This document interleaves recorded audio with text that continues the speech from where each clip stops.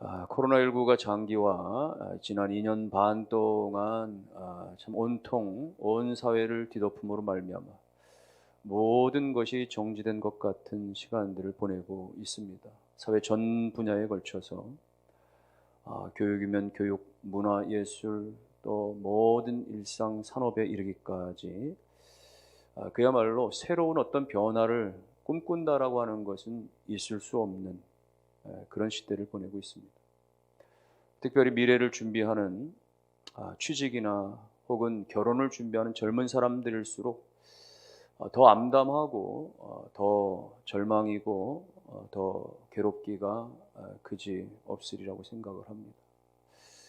그러나 여러분, 그럼에도 불구하고 역설적이게도 정말 우리 작은 꿈마저 짓밟혀지는 그런 시대를 우리가 살아가고 있지만, 그럼에도 불구하고 이러한 시기에 오히려 우리가 꿈을 말할 수 있어야 되고, 이러한 시기에 우리가 꿈을 꿀 수 있어야 하고 또 꿈을 살 수 있어야 한다라고 하는 사실입니다. 사실 우리가 누군가를 향해서 저 사람 참 대단해 라고 말할 때는 그 사람이 모든 것이 다 갖춰져 있는 상태에서 시도하고 성취했을 때 그걸 대단하다고 이야기하는 게 아닙니다. 정말 부족한 상황이지만, 열악한 상황이지만, 암울한 상황이지만 그럼에도 불구하고 뭔가에 대해서 시도하는 사람들을 향해서 우리는 대단하다, 엄지를 치켜 올릴 수가 있는 것입니다. 그러므로 평범함과 비범함의 차이는 다른 데 있지 아니하고 꿈이 있는가, 꿈이 없는가, 그 차이라고 말할 수 있습니다. 역사상 가장 위대했던 사람들은 다 끝까지 희망을 놓지 않는, 끝까지 꿈을 포기하지 않는 자들이 평범함에서 비범함으로 바뀌어졌다는 사실이에요. 하나님이 성경상에 많은 사람들을 그렇게 택하여 쓰실 때는 그들이 월등히 탁월하고 지식과 지혜와 은사가 월등히 뛰어나서 쓰신 것이 아니라 그들 가운데는 하나님 나라를 꿈꾸는 특별한 그런 사모함과 그야말로 하나님이 가져다 주신 그 마음의 그 비전들로 말미암아 남다르게 쓰임을 받았다는 사실을 깨닫게 됩니다. 오늘 본문에서 가르쳐주고 있는 요셉이 그렇습니다. 요셉이 꿈을 꾸었지요. 곡식단을 묶는 꿈을 꾸었는데 자신의 곡식단은 일어서 있고 형제들을 상징하는 11개의 곡식단은 자신을 둘러서서 절을 하는 꿈입니다. 또 한 번의 꿈은 자신의 별을 향하여 해와 달과 11개의 별이 둘러서서 자기를 향하여 절하는 꿈을 꾸었습니다. 이것은 하나님이 주신 거예요. 하나님이 요셉을 장차 어떻게 쓰실 것인가에 대해서 비전과 같이 하나님께서 주신 것입니다. 그런데 이 꿈 앞에서, 이 비전 앞에서 세 부류의 사람들을 보게 되는 거예요. 이 꿈에 대해서 시기하는 형들이 있고, 이 꿈을 마음에 간직해두는 아버지가 있고, 그리고 그 꿈을 입으로 선포하고 말하는 요셉이 있었던 겁니다. 우리 이 세 부류의 사람들을 살펴보면서 우리 인생 가운데 여전히 펼쳐지는 하나님 안에서 우리는 어떠한 자세를 취할 것인가, 어떠한 입장을 따를 것인가를 오늘 말씀을 통해서 깨닫고 결단할 수 있게 되기를 바랍니다. 먼저는 요셉의 꿈에 대해서 시기하는 형들의 모습이죠. 5절에도 8절에도 11절에도 형들은 여전히 요셉을 미워합니다. 그리고 요셉을 시기합니다. 사실 그럴 만한 이유가 충분히 형들에게는 있었어요. 지나온 여러 해 동안 아버지가 너무 동생인 이 요셉만 편애하는 거예요. 막내격인 요셉에게만 채색 옷을 지어 입혀주고, 채색 옷이라고 하는 것은 여러 가지 형형 색깔로 이루어진 알록달록한, 그리고 여러 가지 장식물이 잘 달려져 있는 고급스러운, 소매가 길게 발목까지 기장이 내려져 있는 아주 고급스러운 옷을 말하는 거예요. 이것은 노동할 때 입는 옷이 아닙니다. 어떤 잔치나 혹은 어떤 정장 개념의 특별한 옷이죠. 반면에 다른 형제들의 옷은 노동할 때 입는 옷입니다. 뼈 앞에서 그렇게 소매도 없는 짤뚝한 그런 옷들을 입고 하루 종일 일하는 형들로서는 동생만 유독 편애하는 그 아버지의 그 관심사 속에 채색 옷을 지어 입혀줬다라고 하는 것은 하나의 메시지가 확실히 전달되는 거예요. 이 아들은 달라. 내가 노년에 얻은 이 요셉은 장차 나의 그야말로 상속을 이룰 장자권이 그에게 주어진다라는 것을 암시하는 거예요. 그런 형들로서는 너무나 배가 아프고 얼굴만 봐도 요셉이 미울 수밖에 없었던 것입니다. 게다가 요셉의 태도도 문제예요. 오늘 2절에 보면은요, 요셉이 형들이 뭔가를 실수하고 잘못했는데 그걸 덮어주지 않고 아버지에게 일러다 고자지라고 합니다. 그걸 포용하지 못하는 요셉의 모습, 철없이 말이죠, 형들의 잘못에 대해서 주저없이 그렇게 아버지에게 다 일러 바치는 그런 모습 가운데 형들은 도무지 동생을 그야말로 미워하지 않을 수가 없었던 것이죠. 그런데 여러분, 사실은 이렇게 아버지의 편애와 또 동생 요셉의 이런 철없는 행동보다도 오늘 형들이 정말 동생을 죽이고 싶도록 밉고, 그래서 결국은 노예로 팔아먹을 정도로 시기심이 불러와졌던 이유는 딴 데 있었어요. 그것은 바로 요셉의 꿈 때문이었습니다. 오늘 읽지 않았지만 한번 찾아봅니다. 18절과 19절 말씀, 37장 18절부터 다 같이 한번 읽어보겠습니다. 요셉이 그들에게 가까이 오기 전에 그들이 요셉을 멀리서 보고 죽이기를 꾀하여 서로 이르되 꿈꾸는 자가 오는도다. 자, 그를 죽여 한 구덩이에 던지고 우리가 말하기를 악한 짐승이 그를 잡아먹었다 하자. 그 꿈이 어떻게 되는지를 우리가 볼 것이니라 하는지라. 형들은 동생의 꿈이 죽도록 싫었어요. 왜 싫었느냐? 이 꿈의 내용은 단순히 그런 것을 말하는 게 아니라 말이죠. 이 8절은 뭐라고 해석하느냐? 이 지금 곡식단의 꿈이나 11개의 별들의 꿈은 결국은 요셉이 자기들의 왕이 된다라고 하는 것을 가리키는 그런 내용이었거든요. 아버지의 편애도 모자라서, 장자권을 독차지한 것도 모자라서 이제는 우리들의 왕이 되겠다는 거냐? 그건 참을 수가 없었던 거예요. 견딜 수가 없었던 거예요. 그래서 형들은 그를 미워하고 시기했던 거예요. 어떻게 보면은 동생을 죽이려고 했던 것이나 혹은 동생을 그렇게 애굽에 팔아먹은 것은 지극히 잘못된 것이지만, 사실은 동생에 대해서 이렇게 시기하고 미워한 것은 어떻게 보면 아버지 야곱이나 요셉의 태도로 자초했다라고 볼 수도 있었겠죠. 그러나 그럼에도 불구하고 시기심은 정당화될 수 없는 것입니다. 그럼에도 불구하고 남을 미워하는 것은 정당화될 수가 없는 것입니다. 가인과 아벨을 보면은 가인은 동생 아벨이 자기와는 달리 하나님께서 예배를 받으셨다라고 하는 것에 대한 그 열등감 때문에 동생을 시기한 나머지 결국은 살인을 저지르고 말았죠. 블레셋 사람들은 유독 같은 땅에서 이삭만 번영하는 것이, 이삭만 100배의 수입을 올리는 것에 대해서 그야말로 시기심을 그야말로 나타낸 나머지 블레셋 사람들은 이삭의 모든 음물을 다 막아버리고 메어버리고 맙니다. 그런 식인 거예요. 고라의 일당들은 광야에서 모세와 아론에 대항해서 그렇게 악담하고 시기하고 비난해서 결국 죽임을 당하게 되는 것이죠. 여러분, 그런 것입니다. 시기심 때문에 결국은 죄를 범하게 되어지는 거예요. 미워함이 나아가서 결국은 살인을 저지르게 되어지는 것이에요. 그렇기 때문에 잘못되는 것입니다. 때때로 우리는 종종 누군가와 비교하면서 다른 사람이 나보다 더 가지고 있는 외모라든지 재능이라든지 다른 어떤 것들에 대해서 우리가 시샘을 가질 수 있고 시기심을 드러낼 수 있지만은 그것은 옳은 것이 아닙니다. 어떤 때는 비교하면서 나 상대적으로 이렇게 상실감을 갖습니다. 왜 나는 이 모양이지? 열등감을 갖기도 하고 자괴감을 갖기도 합니다. 그러다 보니까 부모를 원망하기도 하는 거예요. 그러다 보니까 환경을 원망하기도 하는 거예요. 그러다 보니까 하나님마저도 원망하게 되어지는 것입니다. 믿는 성도들의 삶과 모습은 그것이 아니라 내 모든 것은 다 하나님이 허락하셨습니다. 나의 부족함도 연약함도 나약함도 다 하나님의 뜻 안에 있습니다. 나의 나된 것은 오직 하나님의 은혜입니다. 나를 그야말로 신묘막측하게 만드시고 창조하시고 이 모습 이대로를 받으시기를 원하시는, 이 모습 이대로를 사용하시는 그 하나님 앞에 나가 겸손히 무릎 꿇을 때 하나님께서 우리 연약함에도 불구하고 사용하시는 귀한 은총의 역사가 여러분에게도 자녀들에게도 다 있게 되기를 주의 이름으로 축원합니다. 형들과 달리 아버지의 모습은 어떤가? 11절에 보면은 아버지 야곱은 요셉의 꿈에 대해서 마음에 두었다, 이런 표현을 합니다. 처음에는 꾸짖었어요.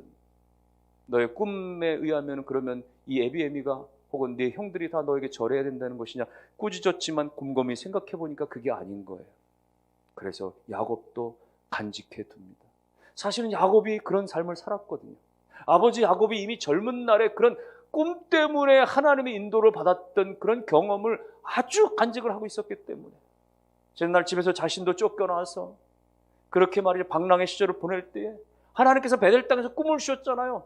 사닥다리를 보여주시고 천사들이 오락내리는 것을 보여주시고 하나님 말씀해 주시는 꿈을 꾸었거든요. 야곱아, 내가 너의 하나님이야. 내가 너와 함께 하겠어. 내가 반드시 땅에 돌아오게 하고, 그리고 내가 너와 내 후손에게 이 땅을 그대로 주리라라고 하시는 하나님의 꿈을 꾸었어요. 그리고 그 꿈을 간직하고 마침내 20년 만에 그도 꿈을 현실화 되어지는 것을 경험했던 거거든요. 야곱이 지난날에 자신도 그 꿈대로 이끌어주신 하나님을 경험했기 때문에 오늘 요셉이 꾼 꿈이 되바라져 보이는지 모르지만은, 그러나 하나님이 주신 꿈임을 믿기 때문에 야곱도 더 이상 나무라지 아니하고 마음에 간직하고 그 아들을 응원하고 격려하는 모습을 보이는 겁니다. 여러분, 오늘 부모된 우리들은 자녀들 가운데 꿈에 대해서, 그들의 희망에 대해서, 그들의 미래에 대해서 격려해주고 응원해주고 기도해줄 수 있어야 됩니다. 그들의 지금의 실력이 모자란다고 해서, 지금의 그들의 형편과 상황이 연약하다고 해서 내까짓 게 뭘 라고 하는 이 요셉의 형들과 같은 가치관으로 다가갈 것이 아니라, 지금은 부족하지만, 지금은 연약하지만, 그러나 하나님이 주신 꿈과 그 미래의 희망은 반드시 이루어질 거라고 하는 믿음과 신뢰를 가지고 격려하면서 끝까지 기다리시는 부모들이 다 되실 수 있기를 주의 이름으로 축원합니다. 왕대밭에서 왕대가 나온다는 말도 있지만, 왕대밭에 왕대, 쫄대밭에 쫄대, 이런 말도 있지만, 그러나 개천에서 용이 난다라고 하는 그런 긍정적인 말도 있지 않습니까? 환경은 좋지 않지만은, 상황은 여의치 않지만, 그럼에도 불구하고 하나님의 주권과 하나님의 역사 가운데서 오늘 우리가 믿음으로 기도하고 나아갈 때 인류 역사 가운데 모든 것을 주관하신 하나님께서 우리 가운데 기회를 주시면, 우리 가운데 하나님께서 은사를 주시면, 하나님께서 놀라운 찬스를 주시면 모든 것을 뛰어넘어 역사하신 하나님이 계심을 믿으시기를 주님의 이름으로 축원합니다. 세계 최정상급의 호텔인 미국의 라스베가스의 이 벨라지오 호텔의 이 주방장인 말이죠, 흑인 제프 핸더슨이라는 사람이 있습니다. 그는 처음부터 그렇게 성공과는 거리가 먼 출신의 사람입니다. 이 LA 지역의 이 남부 쪽에 그야말로 흑인의 이 슬럼가 지역에서 마약이 성행하고 그야말로 범죄의 어떤 그런 그 소굴이었던 그곳에서 자라났거든요. 그 동네의 아버지는 죄다 감옥에 가 있고, 그 동네의 엄마들은 다 마약에 찌들려 중독되어 있는 그런 상태들. 어린아이들이 다 그런 데 자라난 거예요. 제프도 마찬가지였습니다. 그래서 10대 때부터 그도 마약 거래에 손을 대기 시작했어요. 그가 20살 때에 이미 샌디에고에서 최고의 마약 딜러가 됐습니다. 결국 그는 24살에 마약 밀거래 혐의로 체포돼서 19년 7개월의 형을 선고받게 됩니다. 그래서 그가 교도소에 복역하면서 하나님을 만나게 됩니다.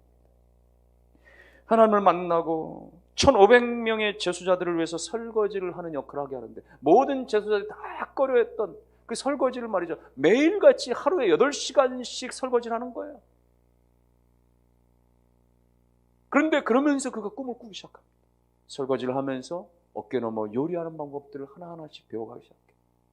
어떻게 요리의 그 순서들이 이루어지는지 그것을 암기하기 시작하고, 밤이 되면 그것을 적고 또다시 암기하고, 그러면서 꿈을 꾸기 시작합니다.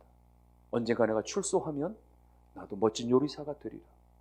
그의 고백에 따르면 그는 교도소에 가서 처음 책을 읽기 시작했다고 합니다. 교도에 가서 처음 신문을 보기 시작했다고 해요. 어느 날 신문을 보는데 유명한 흑인 요리사에 관한 그런 스토리가 보여지면서 그는 그날 밤에 한숨도 자지 못했다고. 그 기사를 보면서 나도 언젠가 이와 같은 모습으로 그렇게 될 것이라고 하는 그 꿈에 벅차오르니까 단 한숨도 못 자고 말이죠, 잠을 설쳤다라고 하는 그런 이야기를 하는 거예요. 커다란 가마솥에 증기솥에 살이 데이고 8시간씩 그렇게 설거지를 하면서 손이 퉁퉁 부어올라서 갈라지고, 그런 가운데서도 그는 요리사의 꿈을 포기하지 않습니다. 마침내 모범수로 그는 10년 만에 석방이 되고 로스앤젤레스의 한 식당에서 접시 닦기로부터 시작을 합니다. 그리고는 마침내 경력을 쌓기 시작하면서 메리어트 호텔, 칼튼 호텔 이런 것들을 거치면서 불과 5년 만에 그는 미국의 최고의 호텔에 최고의 연봉을 받는 최고의 요리사로 그렇게 탄생하게 되어졌다는 이야기입니다. 그의 경험담을 실은 나는 희망이다라고 하는 책은 출간 즉시 베스트셀러가 되고, 그는 오프라 윈프리 쇼를 비롯해서 수많은 TV에 출연하면서 많은 미국인들 가운데 감동과 교훈과 도전을 주는 사람이 되었습니다. 어느 날 그는 한 인터뷰에서 그렇게 말했습니다. 시간이 지나고 보니까 지난날 내가 감옥에 갔었던 것도 오늘날 나의 삶을 이끄신 하나님의 계획이었다고 생각하게 됩니다. 제가 지금까지 이렇게 살아올 수 있었던 것은 모두 다 하나님의 은혜였습니다. 하나님께서 저에게 꿈을 주셨고 그리고 하나님께서 저를 인도해 주셨습니다 라고 고백을 합니다. 여러분, 환경이 다 중요한 것은 아닙니다. 지금의 실력이 우리의 장래를 완전히 결정짓는 것은 결코 아닌 것입니다. 오늘 현재의 우리와 우리의 자녀들의 그 꿈과 현실이 너무나 괴리감이 있고 너무나 멀어 보인다고 할지라도 오늘 우리가 안 된다라고 절망하고 포기할 것이 아니라, 거기에서 방황하고 결국은 포기하며 물러날 것이 아니라 오히려 격려하고 오히려 기도하고 오히려 용기를 가지고 오히려 끝까지 도전하는 여러분들뿐만 아니라 우리의 자녀들이 다 될 수 있기를 주님의 이름으로 축원합니다. 이렇게 하나님이 요셉에게 주신 꿈에 대해서 형들은 시기하고 미워했지만, 아버지는 처음에 나무라다가 그 꿈을 간직하고 응원자가 되어졌지만 요셉은 처음부터 이 꿈에 사로잡힙니다. 하나님이 주신 이 꿈에 대해서 사로잡혀서 그는 믿음으로 이 꿈을 선포하고 말하기 시작하는 거예요. 형들에게 말하고 아버지에게 말하고. 여러분, 하나님이 주신 꿈을 가진 자는 그 꿈을 표현하지 않을 수 없는 거예요. 꿈을 말하지 아니하고 기도하지 아니하고 표현하지 않는 것은 오히려 그 안에 꿈이 없다라고 하는 증거인 거예요. 요셉도 압니다. 자신이 이 꿈에 대해서 이야기하면 형들이 불쾌해하고 아버지가 싫어하고 그야말로 욕을 먹고 비난받을 것을 뻔히 알죠. 요셉이 얼마나 지혜로운 사람인데요. 요셉은 그야말로 말이죠, 나중에 보디발에게도 인정받아가지고 가정총무가 되고, 심지어 옥중에서도 간수장한테 인정받아가지고 말이죠, 옥중 총무가 되고, 나중에는 애굽의 그 왕으로부터 인정받아서 총리 대신까지 되잖아요. 그의 지혜가 대단했던 인물이에요. 그러니 자기의 꿈에 대해서 이야기했다가는 어떤 결과가 어떤 반응이 올지를 너무나도 잘 알만한 요셉이었지만, 그럼에도 불구하고 그는 왜 말할 수밖에 없었습니까? 그럼에도 불구하고 그는 계속해서 반복적으로 이야기할 수밖에 없었습니까? 그가 그 꿈에 사로잡혔기 때문인 거예요. 그가 그 꿈에 완전히 압도당했기 때문에 입을 열지 않으면 않을 수가 없었던 것이에요. 하나님이 부으신 그 꿈이 너무나 감격스러워서 너무나 흥분되어져서 멈출 수가 없고 쉴 수가 없고 계속해서 형들에게 이야기했던 거예요. 실제로 오늘 성경에서는 처음에 이야기하니까 형들이 더욱더 미워했더라. 그런데도 불구하고 야곱은 두 번째 꿈을 꾸고서 또 이야기하는 거예요. 형들에게 이야기하고 아버지에게 이야기하고. 여러분, 진정한 꿈은 그렇게 계속해서 말하는 것입니다. 계속해서 기도하는 것입니다. 왜? 하나님께서 우리의 기도를 들으시는 하나님, 하나님께서 우리의 말과 우리의 선포를 들으시고 그대로 역사하시는 하나님이시기 때문입니다. 성경은 이것을 명확하게 증거하고 있어요. 민수기 14장의 말씀은 참 불행한 사건입니다만 하나님의 놀라운 교훈을 담고 있습니다. 이스라엘 12지파 12명의 정탐꾼이 40일 동안 이스라엘을 정탐하고 돌아서 보고하는데 10명의 정탐꾼이 부정적인 보고를 하니까 온 백성들이 다 절망해서 포기하자, 우리가 이 땅에서 죽어버리자, 차라리 그게 낫겠다. 하나님이 너무나 진노하셔가지고 내가 이 백성을 다 쓸어버리겠다. 하나님께서 그때 모세가 하나님의 간절히 충복이 되어서 전체 죽음은 면하게 되어져. 그러나 그렇게 원인을 제공했었던 그 불행을 몰고 왔었던 그들을 모두 다 하나님께서 벌하셔서 죽게 되죠. 그 이유는 간단한 거예요. 성경 그렇게 말하고 있습니다. 민수기 14장 27절에 보니까 민수기 14장 27절 28절에 하나님이 이렇게 말씀하시는 거예요. 나를 원망하는 이 악한 회중을 내가 어느 때까지 참으랴. 이스라엘 자손이 나를 향하여 원망하는 바 그 원망하는 말을 내가 들었노라. 그들에게 이르기를 여호와의 말씀에 나의 삶을 가리켜 맹세하노라. 너희 말이 내 귀에 들린 대로 내가 너희에게 행하리. 너희의 말이 내 귀에 들린 대로 내가 너희에게 행하리. 백성들이 못 살겠다, 여기서 죽는 게 차라리 낫겠다라고 그렇게 불평하고 원망했던 그 말이 하나님께 들린 대로 그들은 다 죽임당하고 말았던 것입니다. 그러나 반대로 하나님 우리와 함께 하시면 우리는 그 땅을 얻을 수 있습니다. 그 땅은 우리의 밥입니다 라고 믿음으로 선포했던 여호수아와 갈렙은 그들의 말대로, 그들의 비전대로 그들은 가나안 땅을 다 쟁취할 수 있었던 거예요. 말이 중요합니다. 기도가 중요합니다. 선포가 중요합니다. 오늘 여러분 환경이 여의치 못한다고 할지라도, 누가 자꾸만 뭐라고 한다고 할지라도, 오늘 형들처럼 주변 사람들 시기한다고 할지라도, 누군가 그렇게 내가 주제라고 꾸짖는다고 할지라도 하나님이 주신 그 꿈에 대해서 우리는 붙들고 기도하고 부르짖고 말하며 선포할 수 있어야 합니다. 왜요? 하나님은 그 말과 기도를 통해서 역사하시기 때문에 그렇습니다. 예수님께서는 마가복음에서 이렇게 말씀하셨어요. 마가복음 11장 23절에서 내가 진실로 진실로 너에게 이르노니 누구든지 이 산더러 들려 바다에 던지라 하면 그 말하는 것이 이루어질 줄 믿고 마음에 의심하지 아니하면 그대로 되리라. 그 말하는 것이 이루어질 줄 믿고, 그 말하는 것이 이루어질 줄 믿고 마음에 의심하지 아니하면 말이죠, 하나님께서 그 말하는 대로 기도하는 대로 역사해 주신다라고 하는 말씀인 거예요. 그러므로 여러분들의 꿈이나 여러분들의 자녀들의 꿈에 대해서 의심하지 마십시오. 불신하지 마십시오. 핀잔 주지 마십시오. 그야말로 무시하지 마십시오. 하나님께서 역사하시면 될 줄로 믿고 여전히 기도하시면서 말하며 선포하실 수 있기를 주님의 이름으로 축원합니다. 하나님이 주인이시니 그 하나님이 온 우주를 통해서라도 말이죠, 그 아들 예수를 주기까지 우리를 사랑하사 건지신 하나님의 자녀 삼아주셨는데, 오늘 하나님의 자녀인 권세를 가진 우리가 입술로 선포하고 말하고 기도하고 주 앞에 설 때 온 우주를 동원해서라도 하나님께서 그 역사를 이루어 가시지 않겠습니까? 하나님, 우리의 기도를 들으시는 하나님이신 믿으시기를 바랍니다. 우리의 말과 기도, 우리의 간절한 눈물의 기도와 그 선포 가운데 하나님은 들으시고 역사하시는 하나님이세요. 전라남도 어느 조그마한 시골에 영석이라고 하는 이름의 소년이 있었습니다. 그 너무나 가난했기 때문에 상급 학교에 진학할 수조차 없는 형편이었어요. 그러나 그에게 꿈이 있었습니다. 중학교에 가고 고등학교 가고 정말 훌륭한 사람이 되고 싶은, 하나님의 영광을 위해서 마음껏 헌신하고 싶은 꿈이 그 안에 있었습니다. 그 꿈을 낱낱이 편지지에 적습니다. 내가 이렇게 공부하고 이렇게 훌륭한 사람이 되어져서 이렇게 사회에서 내가 하나님의 영광을 위해서 이렇게 살고 있습니다라고 하는 그 꿈을 적나라하게 자세하게 적은 편지를 그야말로 강단 앞에 펼쳐놓고 눈물을 뚝뚝 흘리면서 하나님 저를 도와주세요. 중학교 갈 수 있게 해주세요. 고등학교 갈 수 있게 해주세요. 기도하고 또 기도하고. 그 편지를 봉투에 넣어서 하나님 전 상서라 이렇게 이름을 붙여서 우체통에 넣어버렸습니다. 우체부 직원이 이것을 보고서 도대체 이걸 어떻게 하면 좋을까 고민하다가 버릴 수는 없고 그 지역의 한 교회당에 갖다가 꽂아놓고 그 편지를 든 목사님이 편지를 읽어보고 버릴 수가 없었어요. 구구절절이 너무나 간절하고 마치 그 구절구절들이 그 꿈을 소망하고 기도하는 내용들이 너무나 불덩이 같은 그런 간절한 그런 문장과 기도에 목사님은 그 소년을 데려와서 중학교를 보내줍니다.